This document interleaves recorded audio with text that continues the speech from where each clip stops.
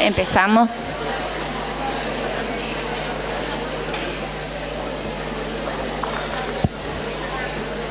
Espero un minuto que se acomoden.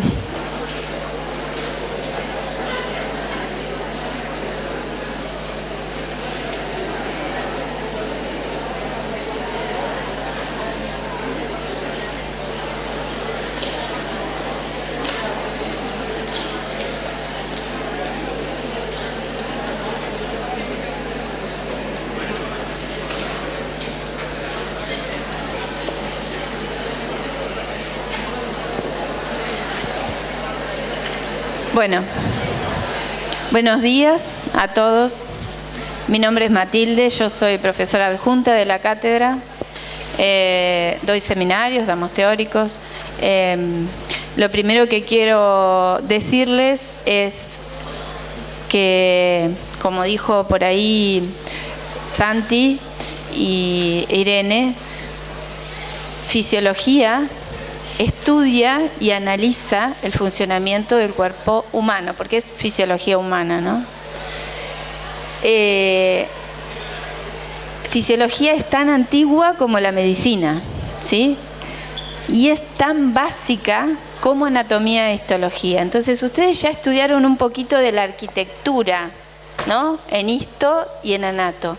Ahora vamos a ver cómo funciona el organismo, o sea, desde la mínima unidad funcional, que es la célula, hasta el órgano entero, y después vamos a ver cómo se relacionan los órganos entre sí para lograr un buen funcionamiento y lograr lo que llamamos el completo estado de salud, que es un estado de equilibrio biopsicosocial. O sea, tenemos que tener un equilibrio entre los órganos, entre nuestro entorno y nuestra sociedad.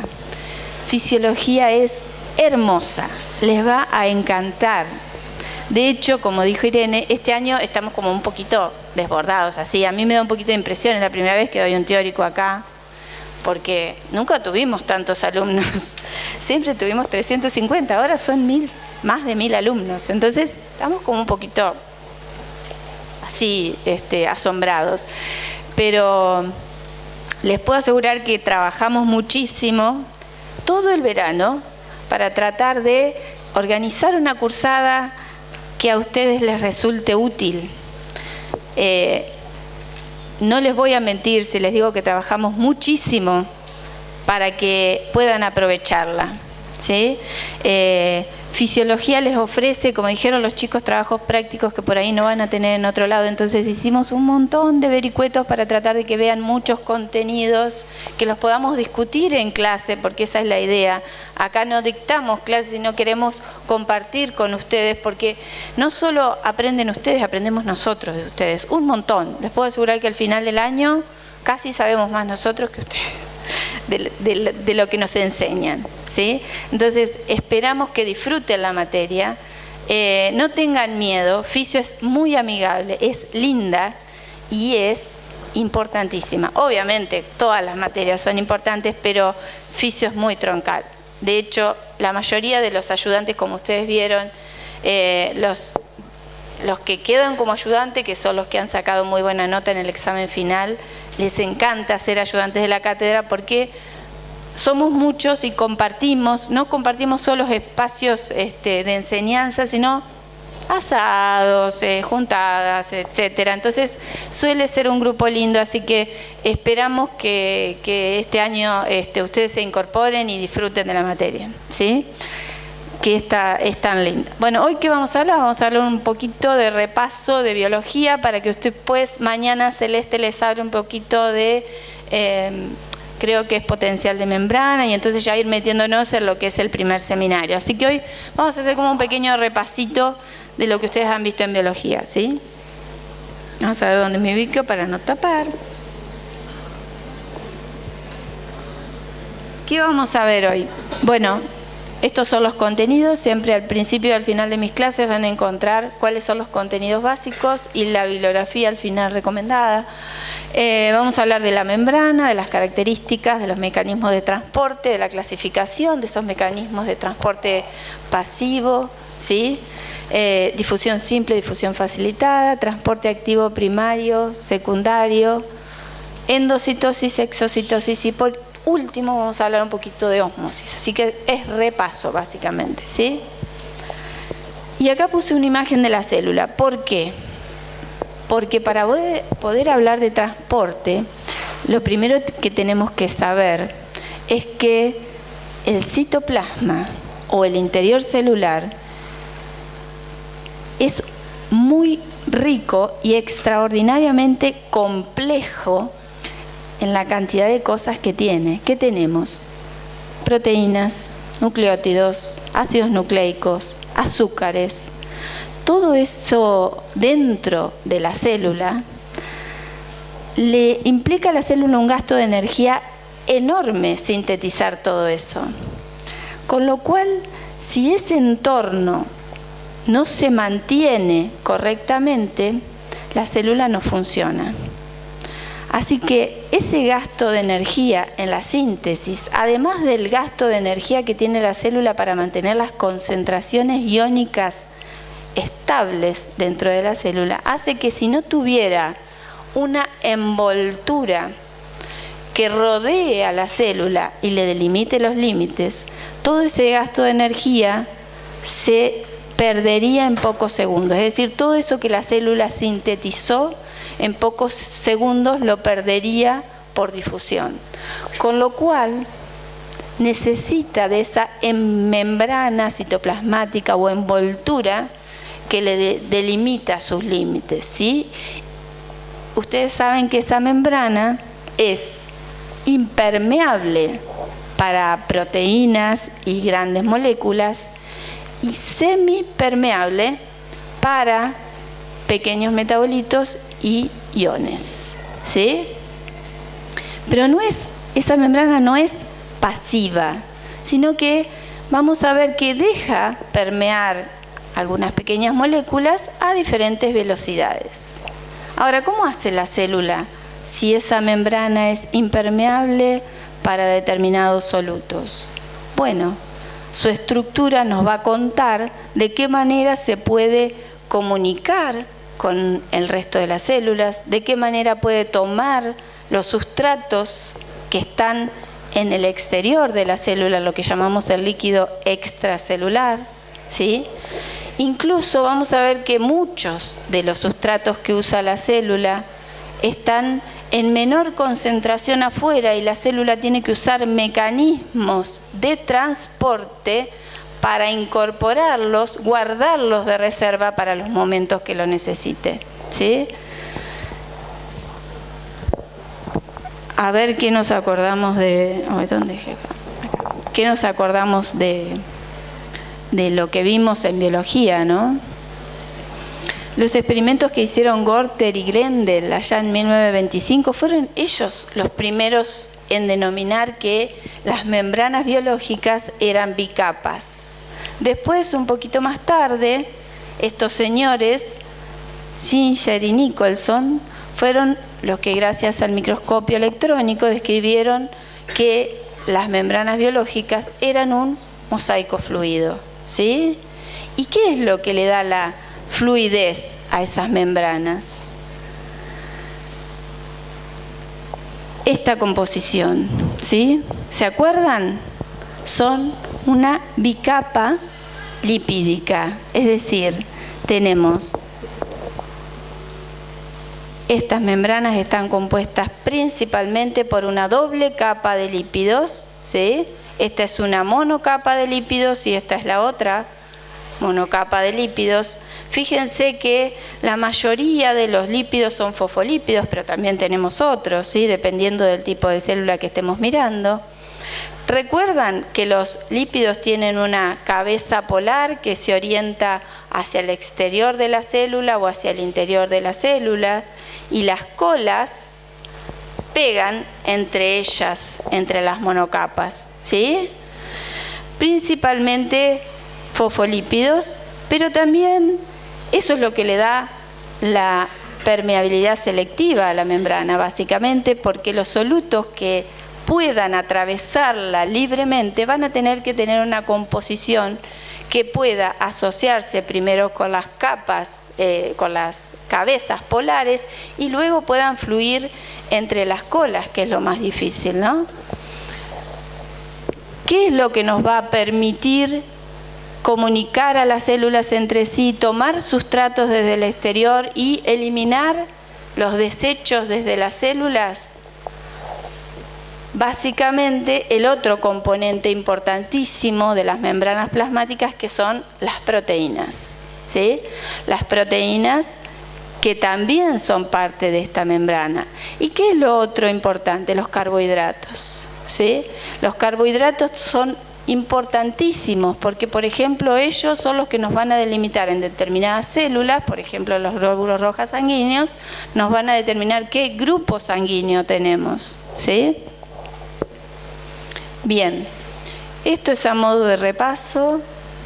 ¿Se acuerdan que decimos que es una bicapa y decían estos señores que era un mosaico fluido? ¿Por qué decimos que es fluido? Porque se sabe que estos lípidos se pueden mover dentro de la monocapa, ¿sí? Pueden rotar, pueden moverse. Ahora vamos a ver un experimento en el cual se demuestra eso. Y otro de los componentes que está dentro de las bicapas es el colesterol, ¿sí? El colesterol también es un componente de las membranas plasmáticas, y dependiendo del porcentaje del colesterol, ahora vamos a ver que pueden ser más o menos rígidas. Otro componente importante es que, dependiendo del tipo de ácidos grasos que está presente en esos fosfolípidos y de la cantidad de colesterol que tengan esas membranas, pueden presentar mayor o menor fluidez, ¿sí? Las membranas, como las células musculares, que tienen ácidos grasos insaturados, tienen más fluidez. En cambio, las que tienen mielina y colesterol, por ejemplo, las vainas de mielina que rodean a determinadas células nerviosas, van a permitir que el potencial de acción, o sea, la comunicación entre las células, sea mucho más rápida. También es importantísimo mantener esa composición de lípidos de las membranas estable, o sea, cada membrana va a tener una composición de lípidos un poquito distinta que la otra, pero es importantísimo mantener esa composición normalmente, porque si se pierde aparecen patologías, enfermedades. Por ejemplo, ustedes habrán escuchado de enfermedades desmielinizantes, ¿sí? Cuando se pierde esa vaina de mielina aparecen trastornos para el movimiento, ¿sí? Y esto es un experimento. En fisiología, todo lo que estudiemos de fisiología se basa en el método científico y en lo experimental. Y ustedes van a ver que en los trabajos prácticos muchas veces usamos preparados de animales o leemos en el libro experimentos hechos en animales, porque la fisiología primero estudia los animales, el funcionamiento, y después tratamos de trasladarlo al humano para que sea lo menos invasivo posible. Esto es un ejemplo de blanqueo por fluorescencia, se llama. ¿Qué demuestra este experimento que hacen algunos fisiólogos? Es mostrar que realmente los lípidos y las proteínas se mueven por la membrana plasmática. Esto es una célula, ahí al inicio, bueno, me quedé sin pointer. Una célula que está... a la cual se le ha insertado un indicador fluorescente. Por eso se ve blanca la membrana de la célula. Ese indicador se pega tanto a proteínas como a lípidos de membrana. En la segunda imagen ustedes pueden ver que hay un cuadradito negro. En ese cuadradito negro se hizo incidir un haz de luz láser sobre la membrana de la célula. ¿Y qué pasó? Desapareció lo blanco, es decir, la proteína que estaba presente en la membrana. Al hacer incidir una luz láser, se deja de iluminar ese sector de la membrana, ¿sí? ¿Qué pasó cuando se esperó aproximadamente media hora? Vuelve a iluminarse el área que previamente se había blanqueado por incidencia de la luz. ¿Qué quiere decir? Que hubo lípidos y proteínas que se movieron dentro de la membrana desde donde estaba la proteína marcada fluorescente hacia la zona donde se había blanqueado. Esa es una forma de demostrar que los lípidos y las proteínas se mueven dentro de la membrana. En el caso del humano se mueven dentro de la monocapa más que nada, porque de monocapa a otra es muy difícil, o digamos lo que se dice es que es muy muy lento, que casi no se produciría. Entonces, ¿qué funciones le vamos a dar a la membrana? Más o menos las que fuimos mencionando. Aislamiento físico, porque dijimos que separa los componentes extracelulares del intracelular. La permeabilidad selectiva, ese interior de las colas hidrofóbico, hace que la membrana sea una barrera altamente impermeable para muchas moléculas polares. Va a permitir el transporte, lo que dijimos, el intercambio de material entre la célula y el exterior. En muchas células es importante el soporte estructural de la membrana para la forma que tiene.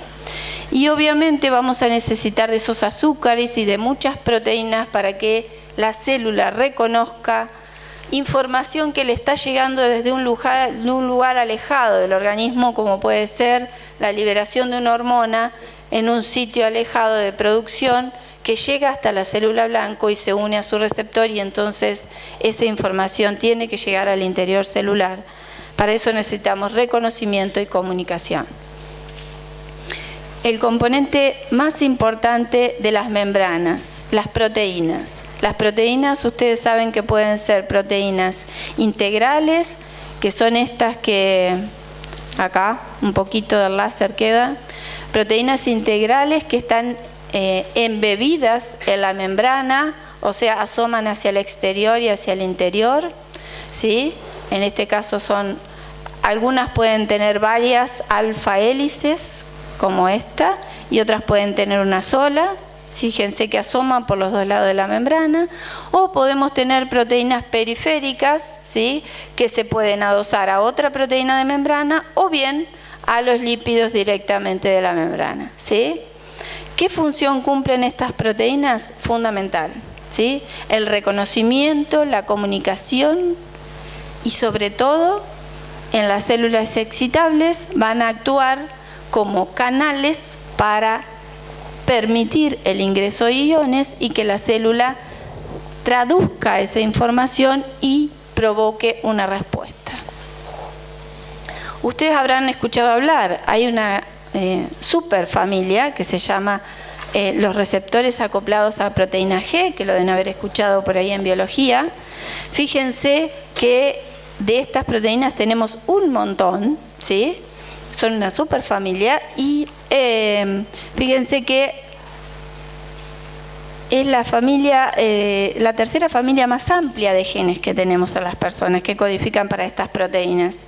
Y muchos de los fármacos que ustedes habrán tomado alguna vez, o sus padres, o sus tíos, sus abuelos, lo que hacen es interferir con alguna proteína acoplada a estas proteínas G, ¿sí? Es decir, los fármacos pueden interactuar inhibiendo a través de estas proteínas G.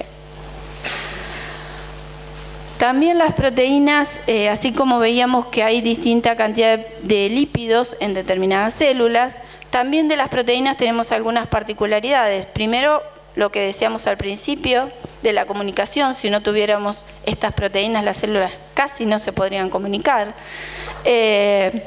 Están presentes en las membranas y hacen de molécula señal. También permiten excretar toxinas.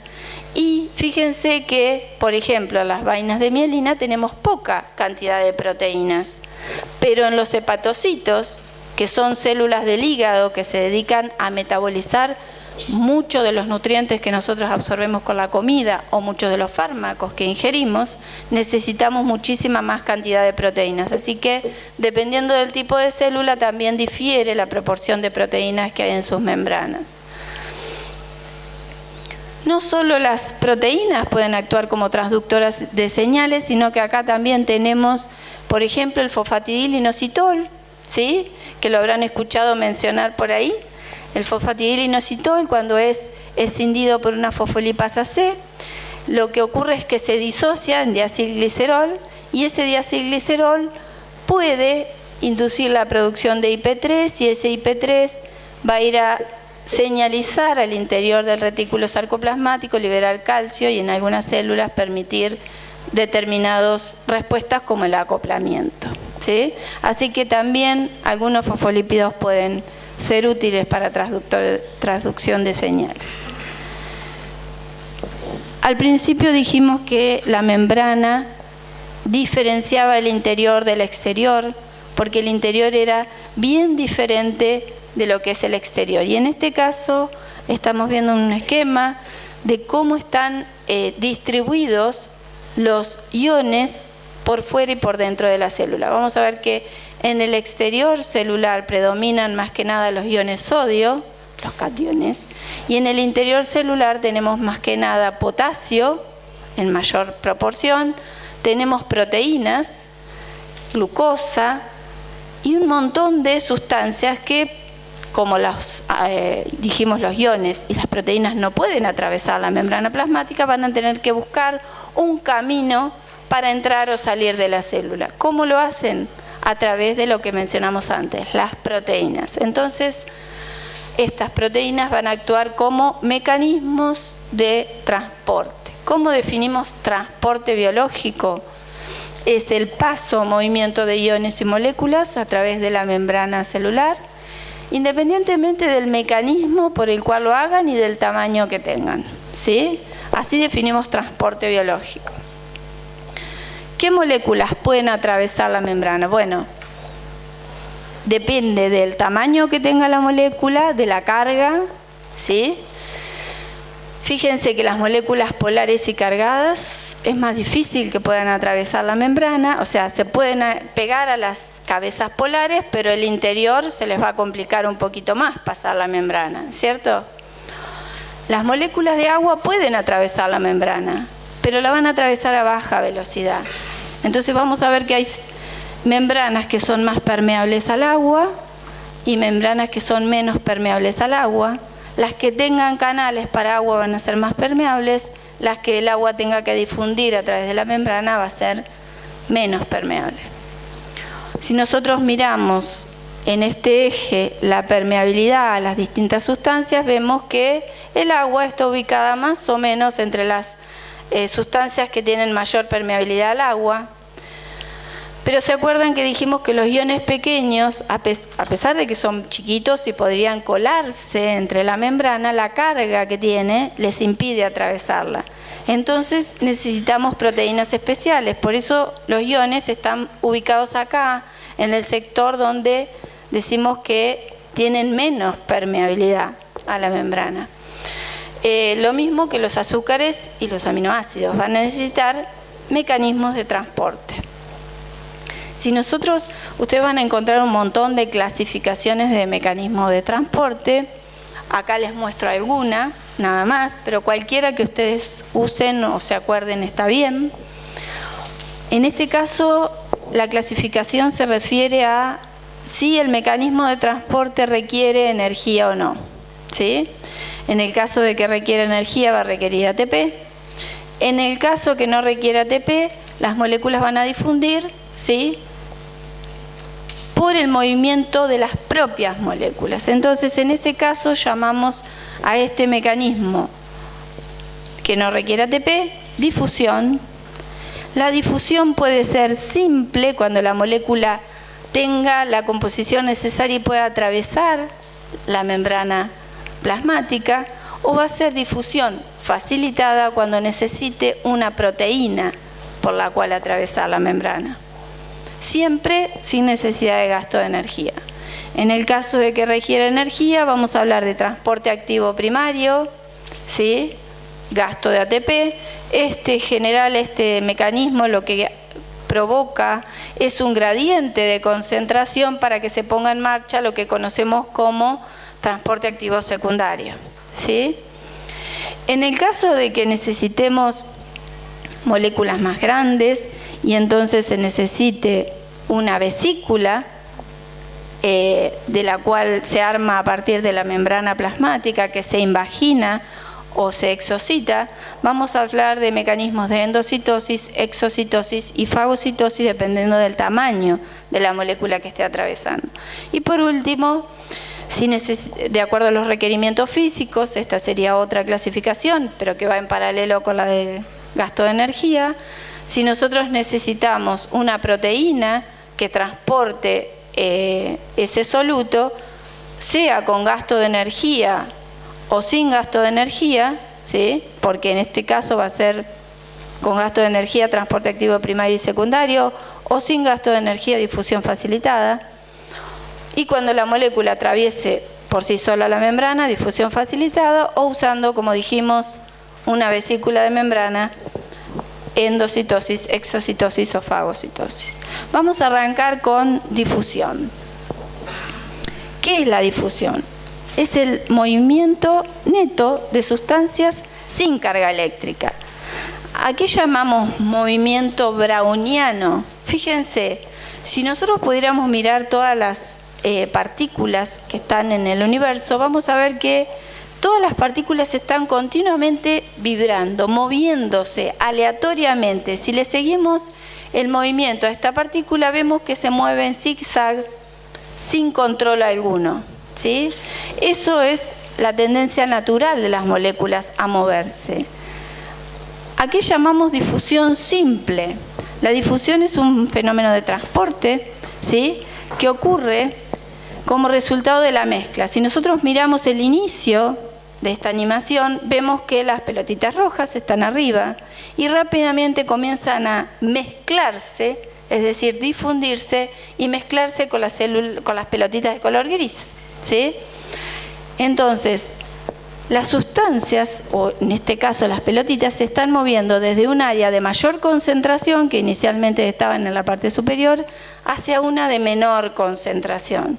Siempre esto requiere un gradiente, es decir, las moléculas se van a mover de una zona de mayor concentración a una de menor concentración.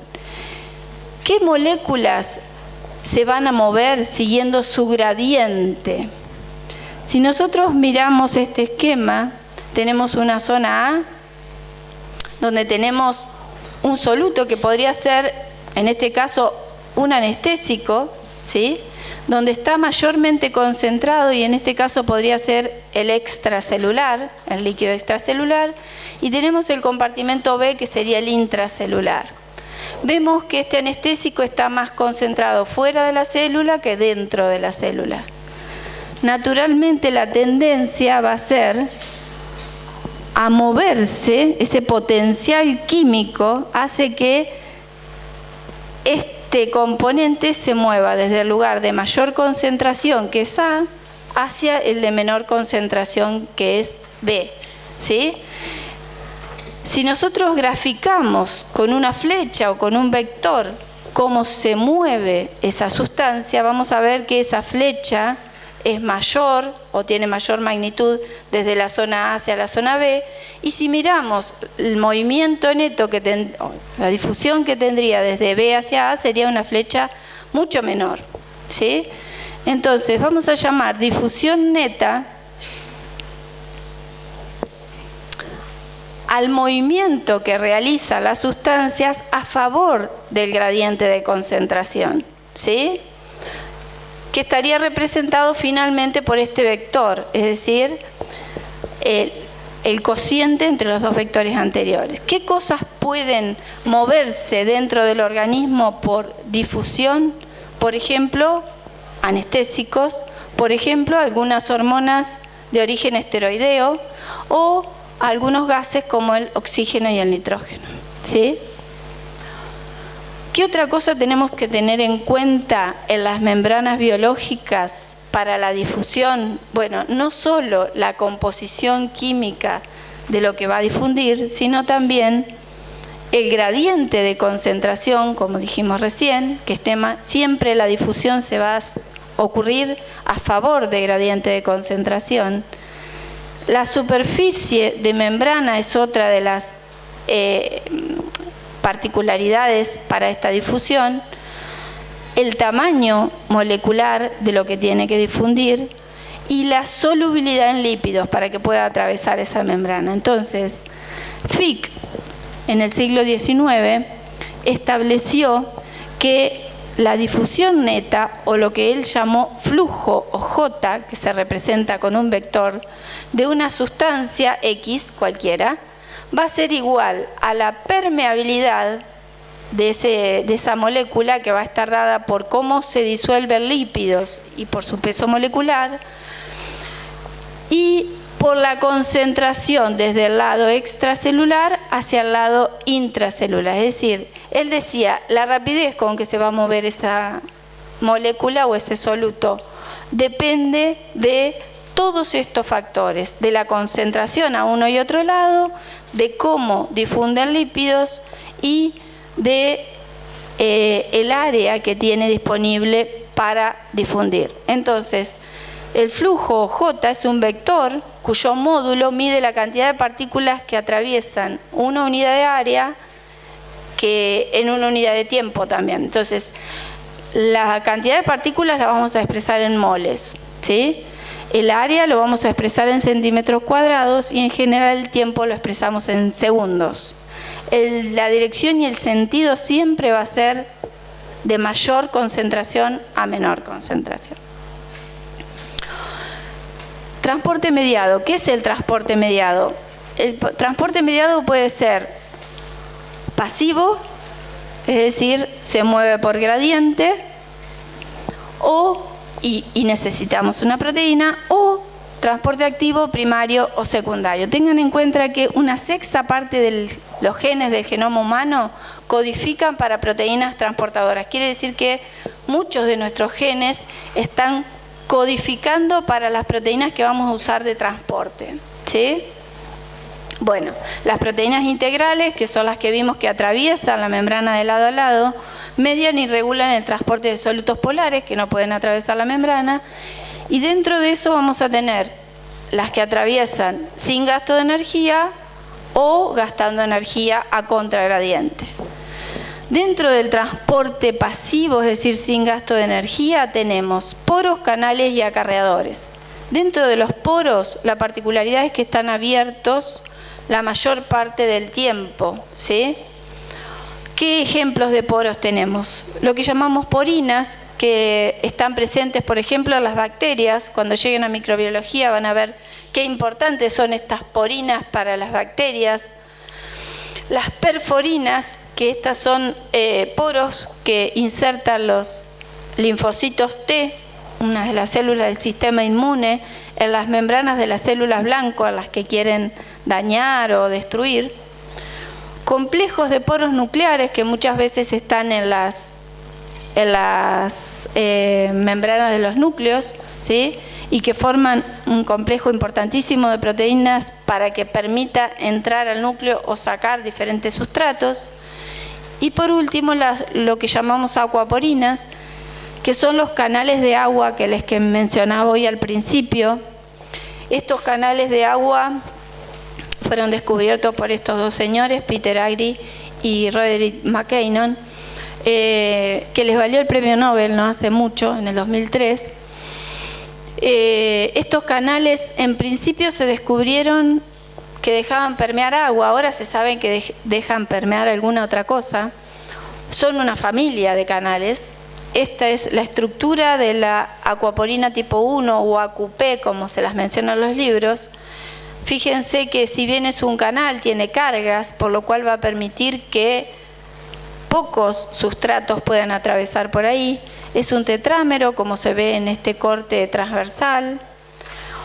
Acá tienen la familia de acuaporinas. Estas dejan pasar estos tipos de acuaporinas dejan pasar solo agua, y fíjense que esta subfamilia, que son unas cuantas, dejan pasar además urea, glicerol, etcétera, ¿sí? Allá no son tan específicas para el agua.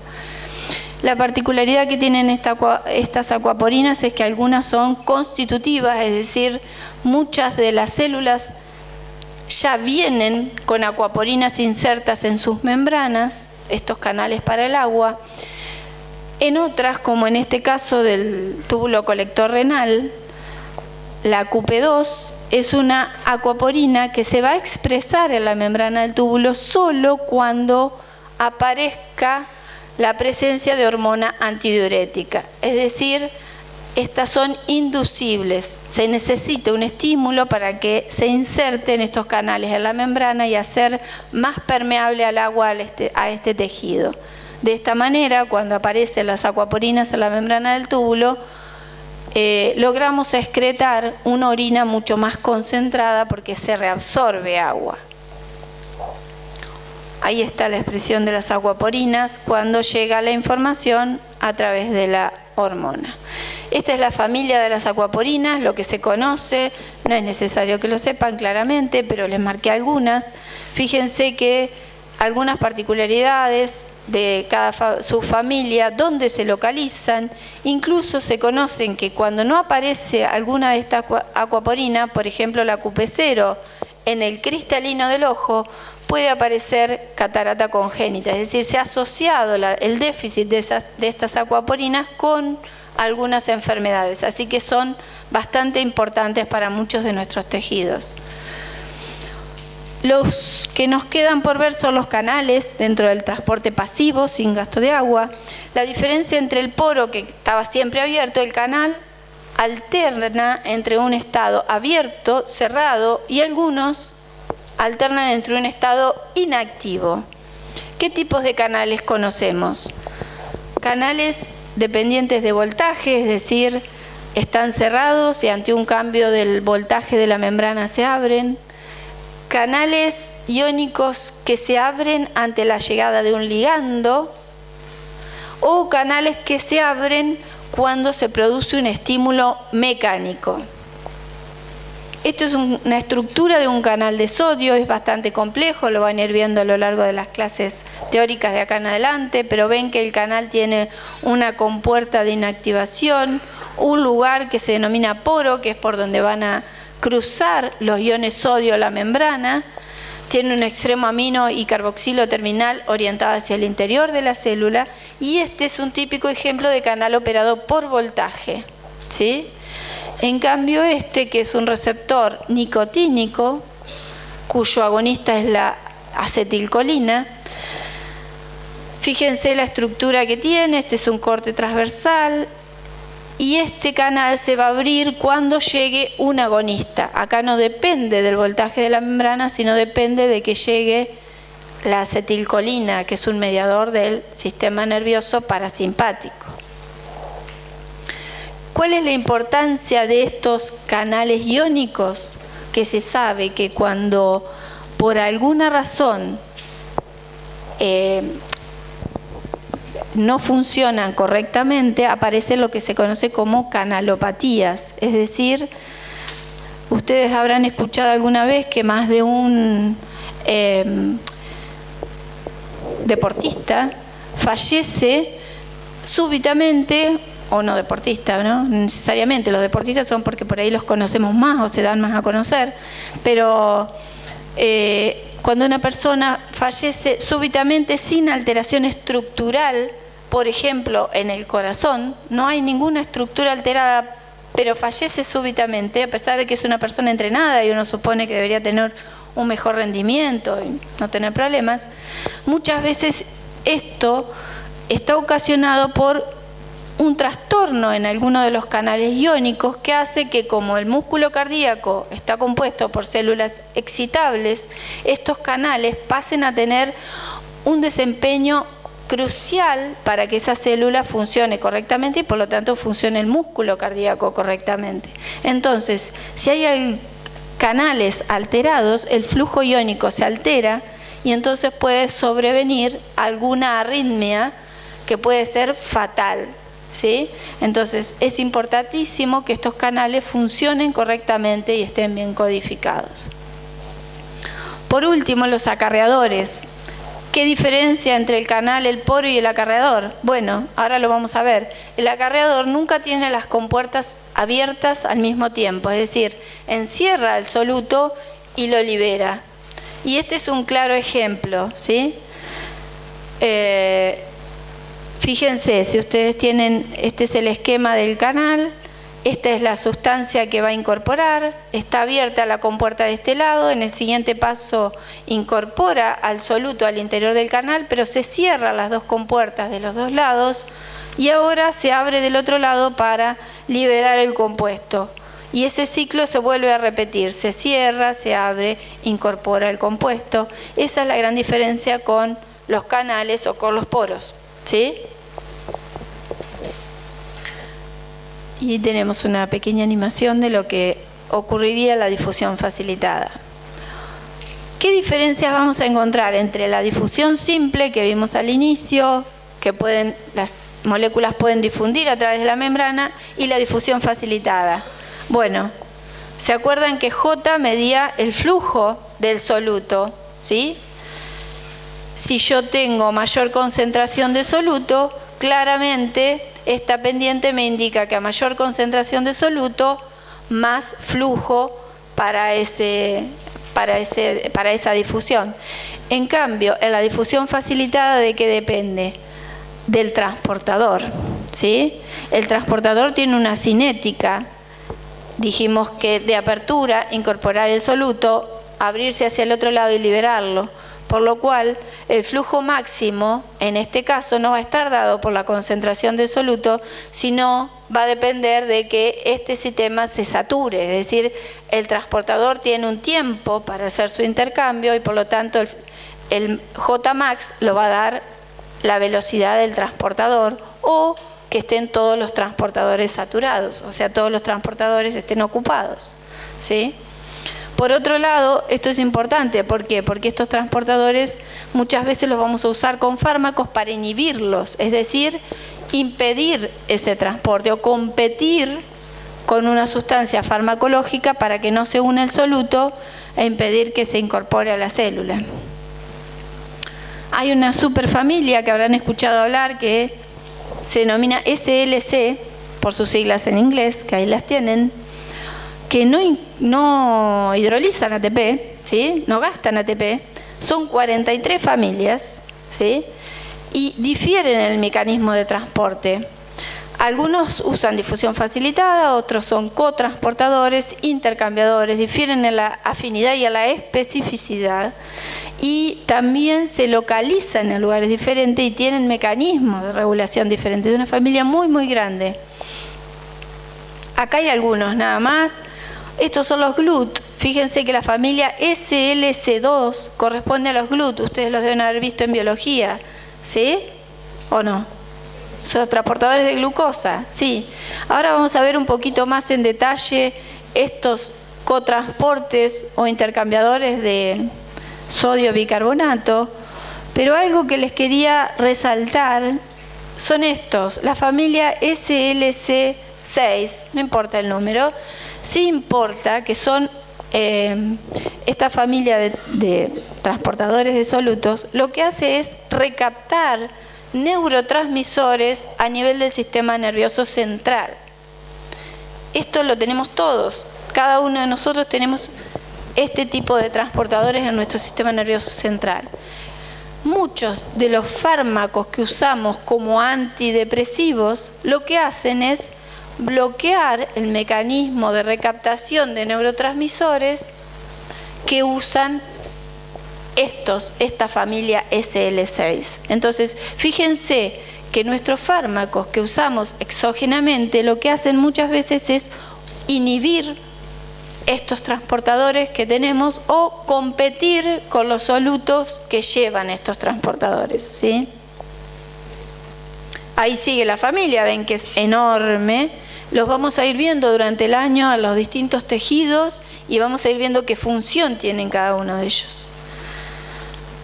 ¿Qué particularidad tiene esta familia? Tienen transportadores que pueden llevar una sola molécula, que los vamos a llamar uniportadores. Pueden transportar dos moléculas para el mismo lado o pueden transportar moléculas en sentido inverso.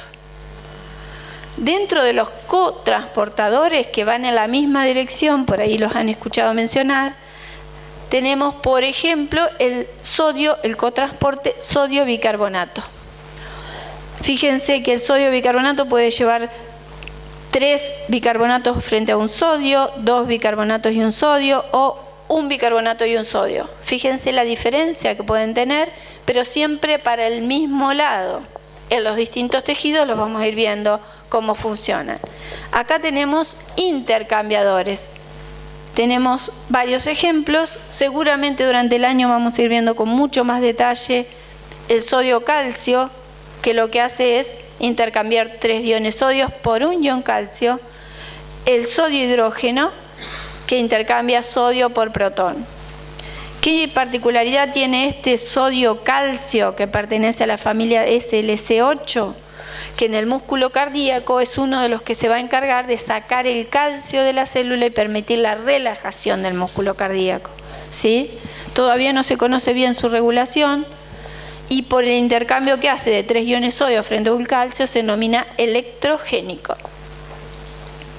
El intercambiador sodio-hidrógeno, que pertenece a otra familia, la SLC9, ¿qué particularidad tiene? Es súper importante la regulación del pH de la célula. El pH de la célula es un poquito más ácido que el pH extracelular, es aproximadamente 7,2. Si nosotros hacemos andar o funcionar este intercambiador, el pH se puede alcalinizar un montón, ¿sí? Bien, hasta ahí difusión simple, difusión facilitada. Vamos a empezar a ver un poquito de transporte activo primario, que es con gasto de energía. Y estas seguro las escucharon nombrar. Son las ATPasas de transporte. Dentro de las ATPasas de transporte podemos tener fosfo-ATPasas, que forman intermediarios fosforilados, que muchas veces se pueden separar de la membrana y los podemos estudiar. ATPasas vacuolares, que se denominan B-ATPasas, F-ATPasas, que son las que están en las mitocondrias, y una familia grande de transportadores que también usa ATP, que se denominan transportadores tipo ABC. Dentro de los transportes activos primarios, el más común es la sodio-ATPasa de membrana. Esta ATPasa tiene la particularidad de que tiene sitio de unión para 3 iones sodios, ¿sí? Y intercambia por 2 iones de potasio. Va a ser súper importante para la concentración de iones dentro de la célula. Ya la van a ver en estos días con Celeste y Alejandro. Este es el mecanismo de acción de la bomba sodio-potasio ATPasa. Está abierta hacia el lado extracelular, incorpora 2 iones potasio, los cierra, los libera, incorpora 3 iones sodio, cierra y libera. Este ciclo se repite continuamente. Y la importancia de esta bomba es que muchas de las o varias de los que llamamos glucósidos cardíacos, es decir, los que inotrópicos cardíacos, que aumentan la fuerza de contracción del corazón en pacientes que tienen insuficiencia cardíaca, lo que hacen estos fármacos es inhibir el funcionamiento de esta bomba, ¿sí? Entonces, fíjense con qué poquito, inhibiendo el funcionamiento de una bomba, a veces se puede mejorar el funcionamiento del corazón. Después veremos cuál es el mecanismo por el cual llega a que aumente el calcio dentro de la célula y mejore la contractilidad. Pero uno de los fármacos que usamos es por inhibición de la bomba de sodio-potasio ATPasa. Este sería el mecanismo de funcionamiento. Otra de las bombas que seguro ustedes conocen es la protón-potasio ATPasa o hidrógeno-potasio ATPasa. Esta está ubicada en las células parietales de las glándulas gástricas.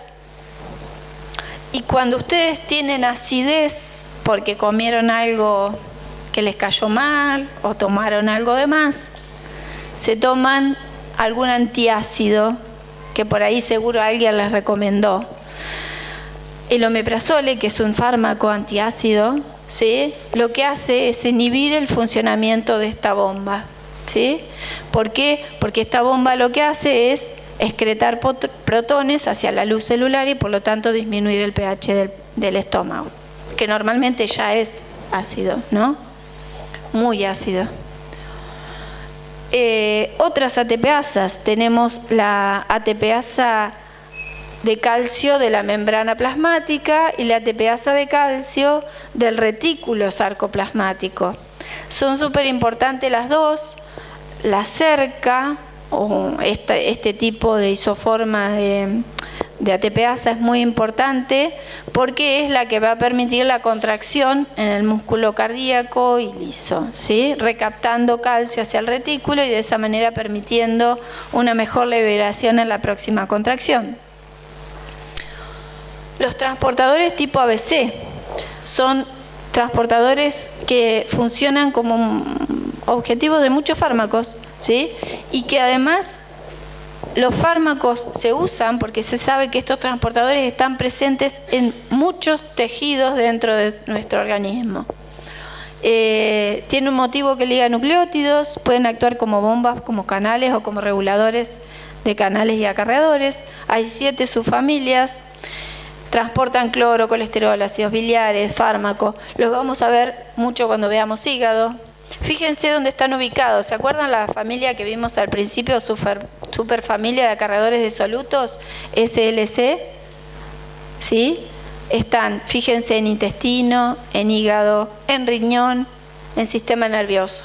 Los transportadores tipo ABC que gastan ATP también están en estos sistemas, con los cuales son muy importantes para regular el funcionamiento de cada uno de estos órganos. Ya lo vamos a ir viendo en la medida que avancemos en cada uno de los sistemas. Uno de las enfermedades que ustedes habrán escuchado nombrar, esto es para que entiendan un poquito la importancia de estos transportadores, es la fibrosis quística. En la fibrosis quística hay muchos sistemas afectados, pero principalmente ustedes habrán escuchado que se afectan los bronquios y las secreciones bronquiales. Esto se debe a que este transportador de la familia ABC7, que se denomina regulador de la fibrosis transmembrana, de fibrosis quística, es un transportador que gasta ATP, ¿sí? Y que es el que falla o está alterado en el caso de la fibrosis quística, ¿sí? Es un transportador para cloro, pero también este regulador transmembrana puede alterar otros canales epiteliales de sodio y de esa manera interviene en la fluidez de las secreciones bronquiales, que en vez de ser más fluidas son más espesas y entonces los pacientes tienen muchas complicaciones pulmonares. Por último nos queda ver, no es lo último, transporte activo secundario que va a ir acoplado al transporte activo primario. Este cotransporte sodio-glucosa seguramente también lo vieron. Fíjense que este cotransporte lo que hace, por ejemplo, la membrana del intestino es transportar glucosa acoplada a sodio. Para que exista este gradiente de sodio, la glucosa se pegue y se transporte las dos sustancias a la vez, necesitamos que de este lado haya un transporte activo primario que gaste ATP y en contra de gradiente extruya el sodio de la célula y así disminuir la concentración de sodio intracelular y entonces permitir que este transportador incorpore sodio y glucosa, ¿sí? Esto es un ejemplo típico de un transporte activo secundario. Es decir, no usa ATP directamente, sino que aprovecha el gradiente de sodio. Ahora sí nos quedan los que usan una vesícula de membrana. La endocitosis, se endocita una pequeña parte de la membrana plasmática, se cierra y se forma una vesiculita. Muchas veces vamos a tener para este mecanismo receptores en la membrana, otras veces no. Tenemos pinocitosis cuando son pequeñas moléculas o fagocitosis cuando son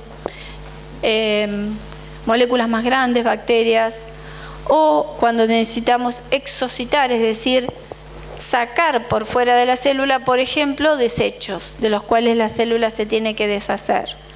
Y acá tenemos un ejemplo de fagocitosis, un ejemplo de pinocitosis con pequeñas sustancias y en este caso una endocitosis mediada por receptores, es decir, acá tenemos un ejemplo del colesterol, cómo se endocita dentro de la célula el colesterol de esta manera. Necesitamos receptores de membrana para que reconozcan distintos tipos de moléculas lipídicas y entonces las incorporen hacia dentro de la célula.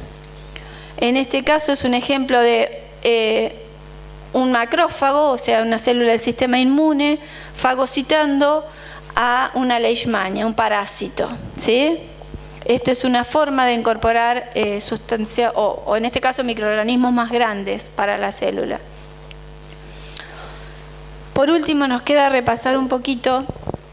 Vimos al principio difusión, ahora vamos a ver un poquito de ósmosis. Nosotros dijimos que un soluto se mueve desde el lugar de mayor concentración al de menor concentración. Pero eso tiene que ocurrir si la membrana deja permear ese soluto.